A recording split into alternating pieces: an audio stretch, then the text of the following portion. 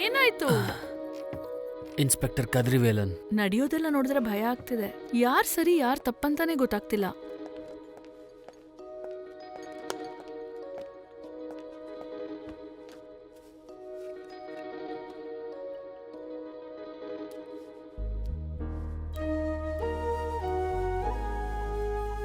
ಕದ್ರಿವೇಲ್ಗೆ ಯಾಕೆ ಶೂಟ್ ಮಾಡ್ದೆ? ಏನಾಯ್ತು ನಿಂಗೆ? ನಾನು ಅವ್ರನ್ನ ಶೂಟ್ ಮಾಡಲಿಲ್ಲ. ಆ ಕ್ಲಬ್ಬಲ್ಲಿ ಏನೋ ಪ್ರಾಬ್ಲಮ್ ಇದೆ. ಶೂಟ್ ಮಾಡಿದವನು ಗನ್ ನನ್ನ ಕೈಗೆ ಯಾಕೆ ಕೊಟ್ಟ? ಆ್ಯಕ್ಚುಲಿ ನಾನು ಯಾಕೆ ಇಲ್ಲಿ ಬಂದೆ ಅಂದರೆ ನಿನ್ನ ಹತ್ರ ಸ್ವಲ್ಪ ಇನ್ಫಾರ್ಮೇಶನ್ ಬೇಕು. ಕದ್ರಿವೇಲ್ ಯಾಕೆ ನಿನ್ ಮೇಲೆ ಸಂದೇಹ ಪಡ್ತಿದ್ದಾರೆ? ರಾಘವಿನ ನಿಜವಾಗ್ಲೂ ಪ್ರೀತಿಸ್ತೀಯಾ? ನನ್ನ ಶತ್ರುಗೂ ಇಂಥ ಒಂದು ಪರಿಸ್ಥಿತಿ ಬರಬಾರ್ದು. ಕದ್ರಿವೇಲನ್ಗೆ ಅರ್ಥ ಆಗಲಿಲ್ಲ, ನಿನಗೂ ಅರ್ಥ ಆಗ್ತಿಲ್ವಾ? ಮೊದಲನೇ ಭೇಟಿಲಿ ನನಗೂ ರಾಘವಿಗೂ ಪ್ರಾಬ್ಲಮ್ ಆಯಿತು. ಎರಡನೇ ಭೇಟಿ ಒಂದು ಪ್ರಾಬ್ಲಮಿಂದ ಶುರುವಾಯಿತು.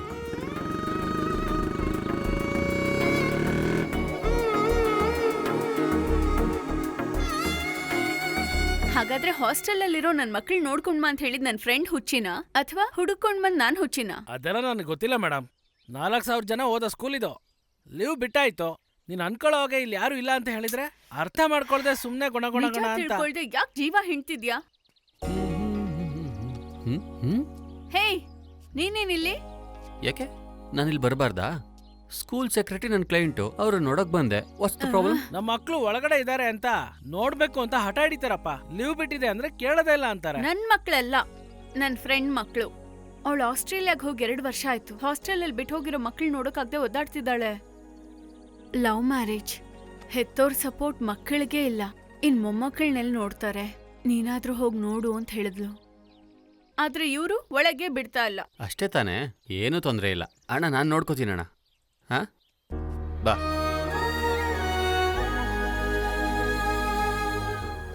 ಅಮ್ಮ ಅಂತ ಕರೆಯೋ ವಯಸ್ಸಲ್ಲಿ, ಮುದ್ದಾಗಿ ರೈಮ್ಸ್ ಕೇಳೋ ವಯಸ್ಸಲ್ಲಿ ಹಾಸ್ಟೆಲ್ಗೆ ಹಾಕಿ ಸಂಪಾದಿಸಿ ಏನ್ ಮಾಡ್ತಾರೋ ಗೊತ್ತಿಲ್ಲ. 4,000 ಜನ ಮಕ್ಳು ಓದೋ ಸ್ಕೂಲಲ್ಲಿ ಈಗ ಯಾರೂ ಇಲ್ಲ. ಬೂತ್ ಬಂಗ್ಲೆ ತರ ಇರೋ ಈ ಬಿಲ್ಡಿಂಗ್ ಅಲ್ಲಿ ಈ 2 ಮಕ್ಳು ಮಾತ್ರ ಸಿಕ್ಕಾಕೊಂಡಿದ್ದಾರೆ.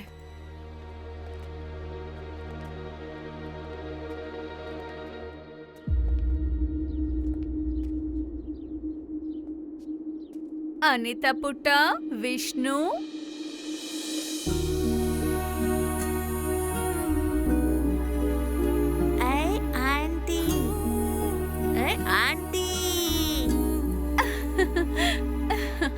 ಆಂಟಿ ನಮ್ಗೆ ಇಲ್ಲೊಬ್ರೇ ಇರಕ್ಕೆ ಭಯ ಆಗ್ತಿದೆ. ನಮ್ಮನ್ ಕರ್ಕೊಂಡು ಹೋಗ್ಬಿಡಿ ಆಂಟಿ. ಹೌದಾ ಆಂಟಿ? ಅಯ್ಯಯ್ಯೋ, ಈಗ ಆಂಟಿ ಬಂದಾಯ್ತಲ್ಲ, ಅಳ್ಬಾರ್ದು. ಕೂತ್ಕೊಳ್ಳಿ. ಹಲೋ ಕಂದ. ಒಂದು ಸರ್ಪ್ರೈಸ್. ಏ ವಿಷ್ಣು, ಚಾಕ್ಲೇಟ್. Thank you. ಮಂಚು. ಡೋಂಟ್ ವರಿ ಕಂದ, ಇನ್ 1 ತಿಂಗಳಲ್ಲಿ ಅಮ್ಮ ಬರ್ತಾರೆ. ಗ್ಯಾರಂಟಿ ಕೊಡ್ತೀನಿ. Okay, good. ಇಬ್ರೇ ಇರೋಕೆ ಭಯ ಇಲ್ಲ ತಾನೆ? ಇಲ್ಲ ಆಂಟಿ, ನೈಟ್ ಮಾತ್ರ ಯಾರೋ ಬಂದು ವರಾಂಡಲ್ ಮಲ್ಕೋತಾರೆ. We feel lonely aunty. Lonely ಏನಿಲ್ಲ, ದೇವ್ರು ಯಾವಾಗ್ಲೂ ನಿಮ್ ಜೊತೆ ಇರ್ತಾರೆ. ಯಾವುದಕ್ಕೂ ಹೆದರ್ಕೋಬಾರ್ದು, ಓಕೆನಾ? ನನಗೆ 1 ವೀಕ್ ಟೈಮ್ ಕೊಡಿ, ಆಮೇಲೆ ನಾನೇ ಬಂದು ಇಬ್ರು ಕರ್ಕೊಂಡು ಹೋಗ್ತೀನಿ. ಓಕೆನಾ?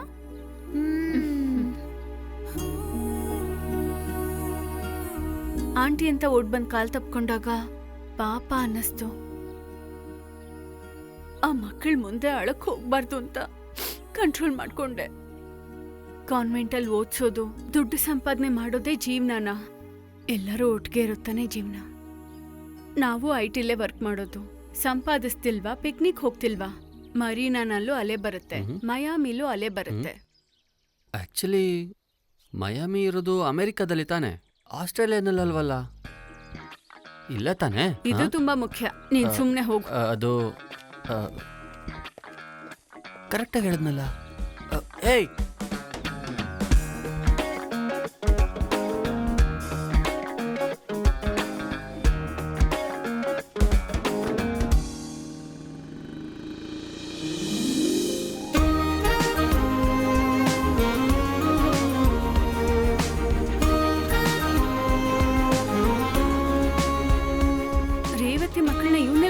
ಹೋಗ್ತಿದ್ದಾನೆ.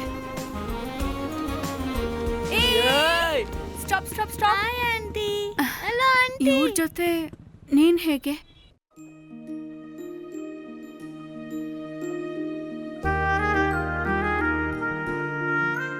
ಒಂದು 10 ದಿನ ಬಿಟ್ಟು ನಾನು ಆ ಸ್ಕೂಲಿಗೆ ಹೋದೆ. ಆ ಇಬ್ರು ಮಕ್ಕಳು ಓಡೋಡಿ ನನ್ನ ಹತ್ರ ಬಂದರು. ನಾನು ಅಷ್ಟು ಸುಲಭವಾಗಿ ಎಮೋಷ್ನಲ್ ಆಗಲ್ಲ, ಆದರೆ ಅದ್ಯಾಕೋ ಆ ಮಕ್ಕಳನ್ನ ಬಿಟ್ಟು ಹೋಗೋಕ್ಕಾಗಲಿಲ್ಲ. ಸೊ ಸ್ಕೂಲ್ ಸೆಕ್ರೆಟರಿ ಹತ್ರ ಪರ್ಮಿಷನ್ ತಗೊಂಡು 1-2 ದಿನ ಇಲ್ಲಿ ಎಂಜಾಯ್ ಮಾಡಲಿ ಅಂತ ಕರ್ಕೊಂಡು ಬಂದೆ. ಪಕ್ಕದಲ್ಲೇ ರೂಮ್ ಇದೆ ಅಲ್ವೇನಾ? ಹೇಳೋ. ಹೌದು. ಮುಖ್ಯವಾದ ಕೆಲಸ ಇತ್ತು, ಅದು ನಾನು ಊರಿಗೆ ಹೋಗ್ಬಿಟ್ಟೆ.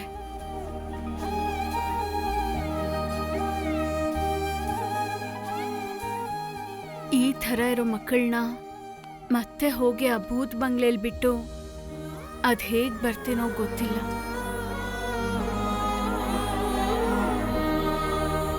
ತಗೋ, ಇನ್ನೊಂದಿಡ್ಲಿ ತಿನ್ನು. ಸ್ವಲ್ಪ ಸಾಂಬಾರ್ ಹಾಕ್ಲಾ? ಹೇ, ನಿಂಗೇನ್ ಬೇಕು ವಿಷ್ಣು?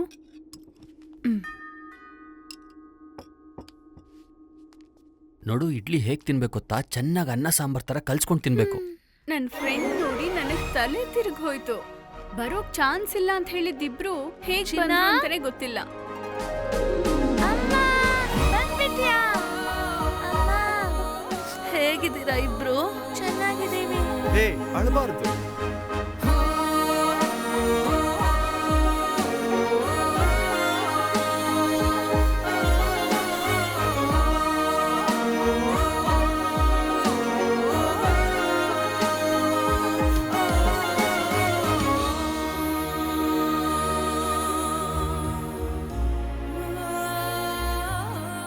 ಯಾರೇ ಅವನು? ಯಾಕೆ ಇದೆಲ್ಲ ಮಾಡ್ತಾನೆ? ರೇವತಿ ನನ್ನ ಹತ್ರ ಯಾರವನು ಅಂತ ಕೇಳ್ದಾಗ್ಲೇ ಎಲ್ಲ ಇವನೇ ಏರ್ಪಾಡ್ ಮಾಡಿರೋದು ಅಂತ ಗೊತ್ತಾಯ್ತು. ಯಾವುದೂ ಈಸಿಯಾಗಿ ಆಗಿಲ್ಲ. ಅವಳು MD ಜೊತೆ ಜಗಳ ಆಡಿ ಊರಿಗೆ ಬರೋ ಪರ್ಮಿಷನ್ ತಗೊಂಡಿರೋದು. ಎಂಬಸಿಲ್ ಮಾತಾಡಿ ಏನೋ ಎಮರ್ಜೆನ್ಸಿ ಅಂತ ಹೇಳಿ 1 ವಾರ ಅಲ್ದಾಡಿ ಎಲ್ಲ ಏರ್ಪಾಟ್ ಮಾಡಿದಾನೆ. ಫ್ಲೈಟ್ಸ್ ಬರ್ದೇ ಇರೋ ಸಿಚುವೇಶನಲ್ಲಿ ಕೂಡ ಯಾರೋ ಫ್ರೆಂಡ್ ಮೂಲಕ ಅವ್ರ ಚಾರ್ಟರ್ಡ್ ಫ್ಲೈಟಲ್ಲಿ ಇಬ್ಬರನ್ನೂ ಕರೆಸ್ಕೊಂಡಿದ್ದಾನೆ.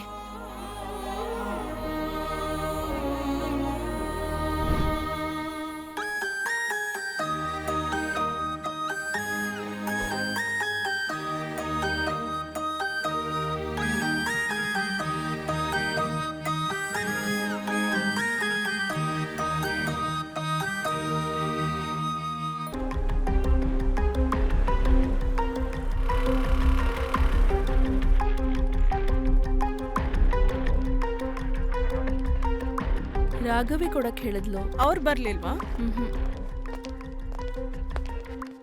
ವೇದಿಕಾ, ಏನು ನೀನ್ ಯಾಕೆ ಬಂದೆ ಅಂತ ಗೊತ್ತಾಯ್ತು, ಮರ್ಯಾದೆಯಾಗಿ ಬಾ.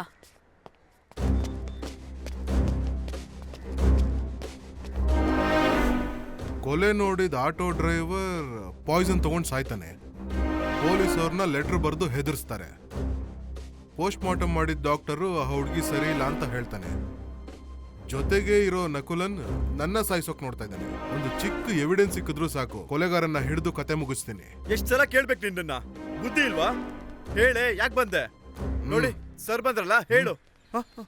ಇದು ಹಾಸ್ಪಿಟಲ್, ಸೌಂಡ್ ಬರ್ದಿರೋ ಹಾಗೆ ಕೇಳ್ಬೇಕು. ಉತ್ತರ ಬರ್ಲಿಲ್ಲ ಅಂದ್ರೆ ಸೌಂಡ್ ಇಲ್ದೆ ಕ್ಲೋಸ್ ಮಾಡ್ಬಿಡ್ಬೇಕು. ಹೀಗಿದ್ರೆ ಕೇಳಿಸೋದಿಲ್ಲ. ಇವಾಗ ಕೇಳಿಸುತ್ತಲ್ಲ? ಸರ್, ನಾನ್ ಸುಮ್ನೆ ಇಲ್ಲಿ ಬಂದ್ ಸಿಕ್ಕಾಕೊಂಡೆ. ರಾಘವಿ ಪೇಷಂಟ್ಗೆ ದುಡ್ಡು ಕೊಟ್ಟಿದ್ಲು, ಅದನ್ ಕಟ್ಟಕ್ಕೆ ನಾನ್ ಬಂದಿದ್ದು. ನಕುಲನ್ ಹತ್ರನೂ ಇದೆ ಸರ್ ಹೇಳಿದ್ದು. ಇದ್ರ ಮೇಲೆ ಏನ್ ಬೇಕಾದ್ರೂ ಮಾಡ್ಬೋದನ್ರಿ? ಅದೇ ಸರ್, ಸರ್, ಯಾಮಿನಿ ಅಂತ ಒಂದು ಹುಡುಗಿಗೆ ದುಡ್ಡು ಕೊಟ್ಟಿದ್ದಾರೆ. ವಿಶ್ವನಾಥನ್ ಅನ್ನೋ ಡಾಕ್ಟ್ರೇ ಡೀಲ್ ಮಾಡ್ತಾ ಇದ್ದಾರೆ. ಇಲ್ಲೇ ಇದ್ದಾರೆ sir. Good morning sir. I am Kadir Velan, inspector of police. Yamini ಅನ್ನೋ ಪೇಷಂಟ್ಗೆ ರಾಘವಿ ದುಡ್ಡು ಕಟ್ತಾ ಇದ್ದಾರೆ ಅಂತ ಹೇಳಿದ್ರು. ಆ ಕೇಸ್ ಬಗ್ಗೆ ಡೀಟೇಲ್ಸ್ ನಾನು ತಿಳ್ಕೋಬೇಕು. ಪೊಲೀಸ್ವರೆಗೂ ಹೋಯ್ತಾ? ಅವರು ಯಾಮಿನಿಗೆ ಮಾತ್ರ ದುಡ್ಡು ಕಟ್ಟಿಲ್ಲ, ಬೇರೆ ಹುಡುಗಿ ಕೂಡ ಕಟ್ಟಿದ್ದಾರೆ. ಅವತ್ತು ರಾಘವಿ ಅವಳನ್ನ ಕರ್ಕೊಬಂದು ಅಡ್ಮಿಟ್ ಮಾಡಿದ್ಮೇಲೆ ತುಂಬಾ ಬ್ಯಾಡ್ ಕಂಡೀಷನ್ ಅಲ್ಲಿ ಇದ್ರು. ಹೇಗಾದ್ರೂ ಮಾಡಿ ಕಾಪಾಡ್ಕೋಬೇಕು ಅಂತ ಬೇಡ್ಕೊಂಡ್ರು. ಆಸ್ ಎ ಡಾಕ್ಟರ್ ಅವ್ರಿಗೇನ್ ಪ್ರಾಬ್ಲಮ್ ಅಂತ ನನಗೆ ಗೊತ್ತಾಗ್ಲಿಲ್ಲ. ಯಾವ ರೀತಿ ಟ್ರೀಟ್ಮೆಂಟ್ ಕೊಡ್ಬೇಕಂತಾನು ಗೊತ್ತಾಗ್ಲಿಲ್ಲ. ಇನ್ಫ್ಯಾಕ್ಟ್ ಆ ಇನ್ನೊಂದು ಹುಡುಗಿ ಅವತ್ತೇ ಕೋಮಾದಲ್ಲಿ ತೀರೋದ್ರು. ಯಾಮಿನಿ ಕೂಡ ಈಗ 2 days ಇಂದ ಕೋಮಾದಲ್ಲಿದ್ದಾರೆ. ಅವ್ರನ್ನ ನಾನು ನೋಡ್ಬೋದಾ?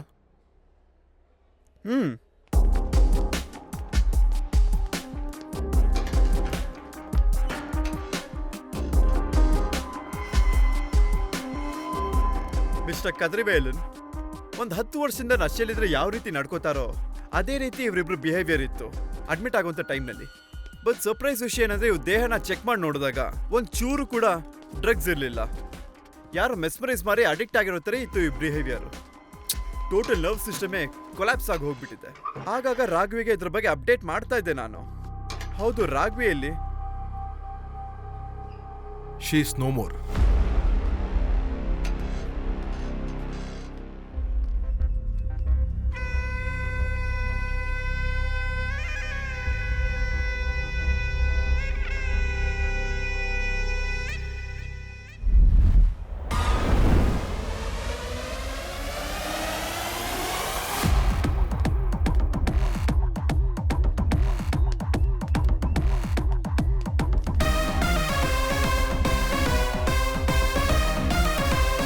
Good morning sir. Morning.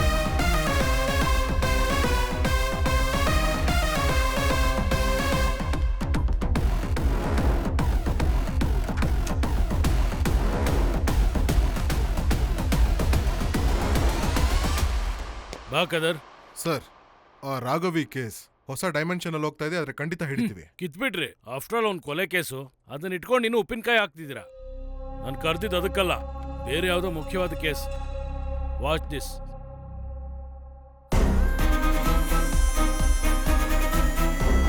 Lokesh, ನೀವು ಹಿಡಿದ ವ್ಯಕ್ತಿನೇ. ಡ್ರಗ್ಸ್ ವ್ಯಾಪಾರದಲ್ಲಿ ಬಂದಿರೋರ್ನೆಲ್ಲ ಕೊಂದು ಹಾಕಿರೋದು,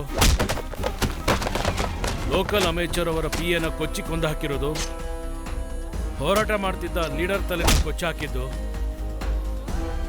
ಜೊತೆಲಿದ್ದವನ್ನೇ ಇನ್ಫಾರ್ಮರ್ ಅನ್ಕೊಂಡು ಕೊಂದು ಹಾಕಿದ್ದು, ದುಡ್ಗೋಸ್ಕರ ಒಂದು ಪಾಪದ ಹುಡುಗಿನ ಕಿಡ್ನಾಪ್ ಮಾಡಿರೋದು, ಸಮಸ್ಯೆ ದೊಡ್ಡದಾಗಿದ್ದ ತಕ್ಷಣ ಅವಳ ಕತ್ತನ್ನ ಕುಯ್ದಾಕಿದ್ದು,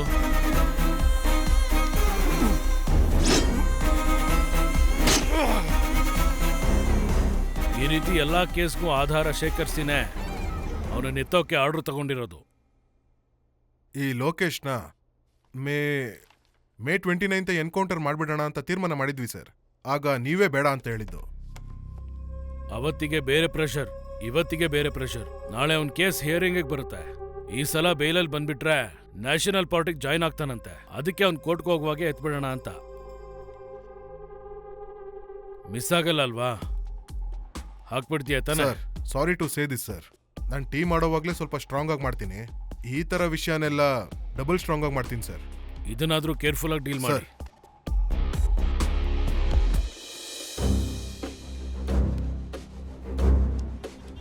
ರಾಘವಿ ಕೊಲೆ ಕೇಸಲ್ಲಿ ಬೇರೆ ಡೈಮೆನ್ಷನ್ ಇದೆ ಅಂತ ಕಮಿಷನರ್ಗೆ ಹೇಳಕ್ ಹೋದ್ರೆ ಅದನ್ನ ಅವರು ಸೀರಿಯಸ್ ಆಗಿ ತಗೋತಾ ಇಲ್ಲ.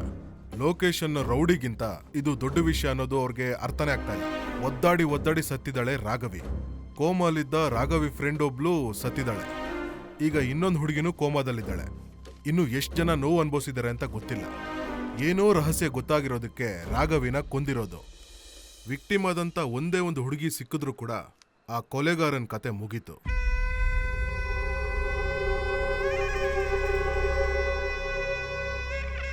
ಸರ್ ನನ್ಗೇನು ಗೊತ್ತಿಲ್ಲ ಸರ್. ನನ್ನ ನೋಡಿದ್ರ ಸ್ಟೇಟ್ ಇಂದ ಸೆಂಟ್ರಲ್ ವರ್ಗೂ ಎಲ್ರು ನಡುತ್ತಾರ್ರಿ. ಆದ್ರೆ ಈ ಹುಡುಗಿ ಬಾಯೇ ಬಿಡಂಗಿಲ್ಲ. ಈಗ ಇನ್ಸ್ಪೆಕ್ಟರ್ ಹತ್ರ ಹೇಳ್ರಿ ಮೊದ್ಲು. ಸರ, ಆ ನರ್ಸು ಇವಳ ತರನೇ ಮಾತಾಡಿದ್ರಿ. ಸರ್ ನಾನು ಓಪನ್ ಆಗಿ ಎಲ್ಲ ಹೇಳಕ್ಕಾಗಲ್ಲ. ಒಂದು ಹುಡುಗಿ ಬಂದು ಮೂವರನ್ನ ಕರ್ಕೊಂಡ್ಬಂದ್ರು. ಅವ್ರು ಬರೋವಾಗ್ಲೇ ತುಂಬಾ ಏಟಾಗಿತ್ತು ಸರ್. ಅದ್ರಲ್ಲಿ ಇಬ್ರು ಹುಡುಗಿರು ಪಟ ಅಂತ ಅವತ್ತೇ ಸತ್ತೋದ್ರು ಸರ್. ಆದ್ಮೇಲೆ ಇಬ್ರು ಹುಡುಗಿನ ಕರ್ಕೊಂಡ್ಬಂದ್ರು ಸರ್. ನಾವಾಗಲ್ಲ ಅಂತ ಹೇಳಿ ಕಳಿಸ್ಬಿಟ್ವಿ ಸರ್. ಅಷ್ಟೇ ನನಗೆ ಗೊತ್ತಿರೋದು. ಇಷ್ಟು ಹುಡುಗಿರು ಅನುಭವಿಸಿದ್ದಾರೆ ಅಂದ್ರೆ ಅದ್ರ ಹಿಂದೆ ಏನೋ ಒಂದು ದೊಡ್ಡ ಕಾರಣ ಇರುತ್ತೆ. ಚೆನ್ನಾಗಿ ನೆನ್ಪು ಮಾಡ್ಕೊಂಡು ಹೇಳಿ. ನೀವು ಹೇಳೋ ಉತ್ತರದಲ್ಲಿ ತುಂಬಾ ಹುಡುಗಿರ ಜೀವನ ಅಡಗಿದೆ. ಏನ್ ಪ್ರಾಬ್ಲಮ್ ಅಂತ ಗೊತ್ತಾಗ್ತಿಲ್ಲ ಸರ್. ಅವ್ರು ಕರ್ಕೊಂಡ್ಬಂದಿದ್ದ ಹುಡುಗಿ ಅವತ್ತು ಕ್ಲಬ್ಗೆ ಹೋಗ್ಬೇಡ ಅಂತ ಜೋರಾಗಿ ಅಳ್ತಾ ಇದ್ರು ಸರ್. ಏನೋ ನಶೆ ವ್ಯವಹಾರ ಇರ್ಬೋದು ಅಂತ ನಾನು ಸುಮ್ಮನಾಗ್ಬಿಟ್ಟೆ ಸರ್. ಸರ, ನಾವು ನಕಲನ್ನ ಅರೆಸ್ಟ್ ಮಾಡಿದ್ವಲ್ಲ, ಅದೇ ಕ್ಲಬ್ ಏನ್ರಿ ಇದು? ಅವರು ಒಬ್ರಿಬ್ರಿಗಲ್ರಿ ಸುಮಾರು ಜನ ಹೆಣ್ಮಕ್ಳು ಸಾವಿಗೆ ಅವ್ರ ಕಾರಣರದರ. 3 ಹುಡುಗಿರ್ನ ಕರ್ಕೊಂಬಂದ್ರು ಅಂತ ಹೌದು ಹೇಳಿದ್ರು. ಸರ್ ಹೌದು ಸರ್. ಅದರಲ್ಲಿ 2 ಸತ್ತು ಹೋದ್ರು ಅಲ್ವಾ? ಹಾ ಮಿಕ್ಕಿರೋ ಒಬ್ರು ಡಿಸ್ಚಾರ್ಜ್ ಆಗಿ ಮನೆಗೆ ಹೋಗಿರ್ಬೇಕು. ಯಾರು ಆ ಹುಡುಗಿ? ಅವರ ಅಡ್ರೆಸ್ ಏನು? ಎಲ್ಲಾ ಡೀಟೇಲ್ಸ್ ಕೊಡಿ. ಸರ್. ಹೇಳಮ್ಮ. ಸಾಹೇಬ್ರು ಕೇಳ್ದಾಗ ಬಾಯ್ ಬಿಡಂಗಿಲ್ಲೇನ? ಸೆಲ್ವಂ. ಸರಿ ಸರ. ಸಿಸ್ಟರ್, ಹಾ ಸತ್ತೋಗಿರೋ ಹುಡುಗಿ ನಿಮ್ ಸಿಸ್ಟರ್ ಆಗಿದ್ರೆ ಈ ತರ ಮಾಡ್ತಾ ಇದ್ರಾ? ಪ್ಲೀಸ್. ನೀವ್ ಹೇಳೋದೆಲ್ಲ ಕರೆಕ್ಟೇ ಸರ್. ಆ ಹುಡ್ಗಿ ದೇವ್ರ ದಯಿಂದ ಸರಿ ಹೋದ್ಲು ಸರ್. ಅವ್ರ ಪೇರೆಂಟ್ಸ್ಗೂ ಇನ್ಫಾರ್ಮ್ ಮಾಡಿ ಅವಳನ್ನ ಮನೆಗೆ ಕಳ್ಸಿದ್ವಿ ಸರ್. ಅವಳು ಊರಿಗೆ ಹೋಗ್ಬಿಟ್ಲು ಸರ್. ಒಂದ್ ಜೀವ ಹೇಗೋಯ್ತು ಅಂತ ಗೊತ್ತಿಲ್ಲದೆ ಆ ಮಾರ್ಚುರಿ ಕತ್ಲೆಲೆ ನಾನು ಹುಡುಕ್ತಾ ಇದ್ದೀನಿ. ನೀನ್ ಬಂದು ಬಾಗ್ಲು ತೆಗೆದ್ಬಿಟ್ಟಿದ್ಯಾ. ಈಗ ನನ್ನ ಎಲ್ಲಾ ಪ್ರಶ್ನೆಗೂ ಉತ್ತರ ಸಿಕ್ಬಿಡ್ತಮ್ಮ. ತುಂಬಾನೇ ಥ್ಯಾಂಕ್ಸ್. ಆದ್ರೆ ನೀನು ಧೈರ್ಯವಾಗಿರು. ನಿನ್ನ ಹೆಸರು ಖಂಡಿತ ಹೊರಗೆ ಬರಲ್ಲ. ನೀನ್ ಚೆನ್ನಾಗಿರ್ತೀಯ ಕಣಮ್ಮ.